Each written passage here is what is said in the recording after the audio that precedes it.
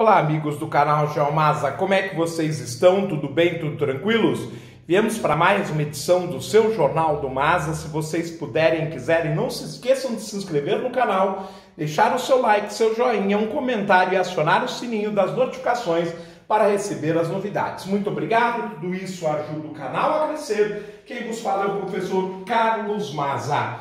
E nesta edição do jornal, nós vamos repercutir uma segunda opinião de O Estado de São Paulo, do dia 1º de novembro de 2021, em edição 46.766, onde na página A12, portanto, no setor internacional, nós vamos fazer uma análise sobre o aquecimento global que nos chegou através de várias agências.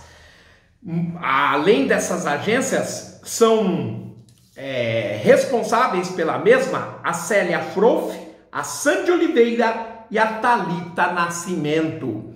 Resistência de China, Índia e Rússia trava avanço em meta climática. G20, que se reuniu agora em Roma, na Itália, defende reduzir poluição atmosférica, mas não fixa prazo para saldo zero de emissões. Resultado, motiva críticas de Biden e Boris Johnson e expõe dificuldades para a COP, que começa hoje em Glasgow, na Escócia. Nós temos tanto uma foto como ao lado um olho que ilustram a reportagem. Na foto, milhares de manifestantes em Bruxelas, a capital da Bélgica e uma das capitais da União Europeia, cobram medidas urgentes para conter a alta da temperatura. Lembrando que no hemisfério norte, este ano foram registrados no verão, que é o meio do ano lá, recordes de temperatura como 50 graus positivos no Canadá. Mesmo sob desconfiança global, Brasil já indicou que adotará meta de neutralidade de emissões de gases em 2050. Quem viver verá. O grupo das maiores economias do mundo, que inclui o Brasil, se comprometeu a reduzir significativamente as emissões de gases de efeito estufa, mas não chegou a um acordo sobre prazos. A resistência de países como China, Índia e Rússia tirou da declaração final a previsão para 2050 da neutralidade do carbono.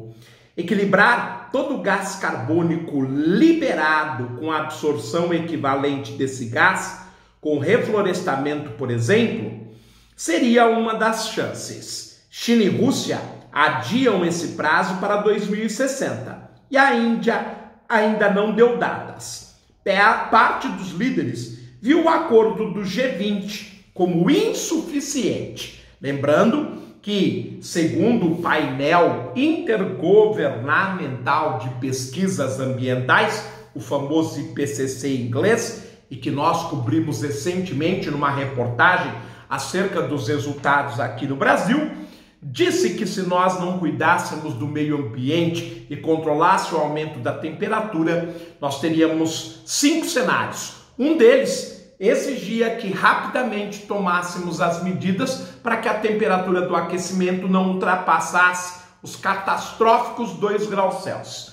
Pelo jeito, China, Índia e Rússia acreditam que podem adiar essas datas e estes cenários.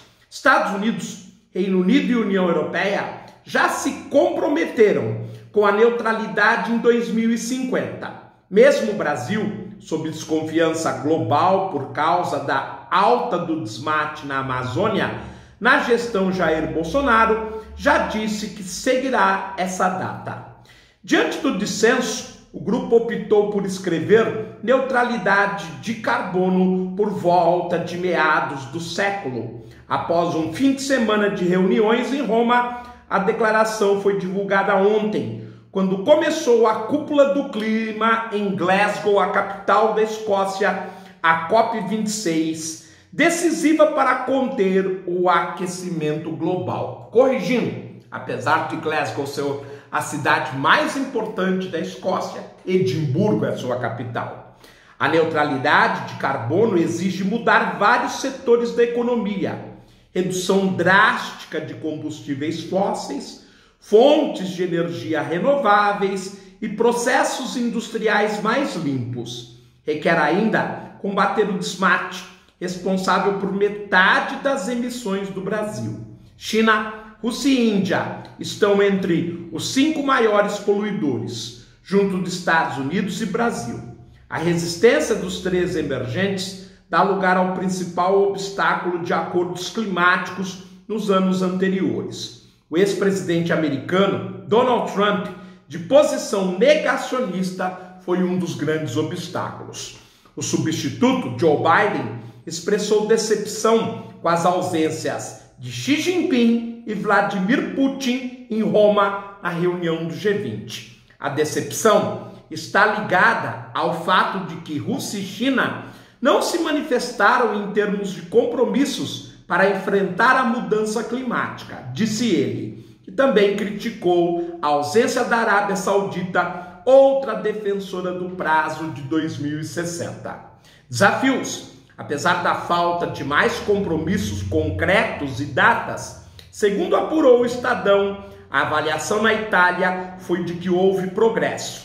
Isso porque, na reunião anterior, não houve menção ao tema. No documento, foram citadas as metas do Acordo de Paris, Pacto Climático, firmado pela COP21 em 2015, quando o presidente que lutou para que isso acontecesse, empenhou-se pessoalmente, foi Barack Obama.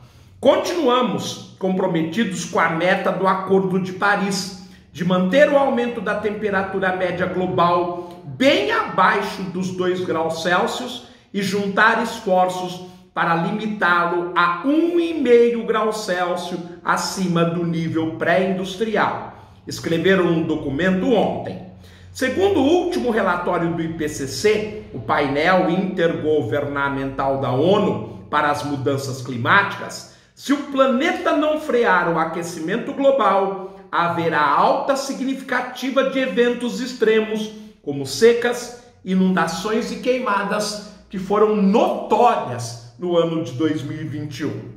Os líderes concordaram em encerrar o financiamento público para gerar energia à base de carvão no exterior, mas também não deram prazos para a eliminação gradual do carvão no mercado interno.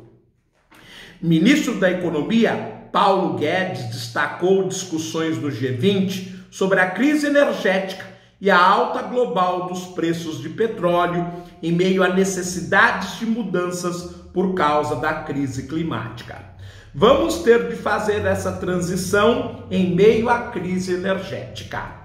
As divergências no G20 expõem dificuldades para a COP. O primeiro-ministro britânico Boris Johnson disse que houve progressos razoáveis, mas afirmou que ainda não são suficientes. O premier estimou em 60% as chances do êxito na cúpula do clima que ocorre no Reino Unido.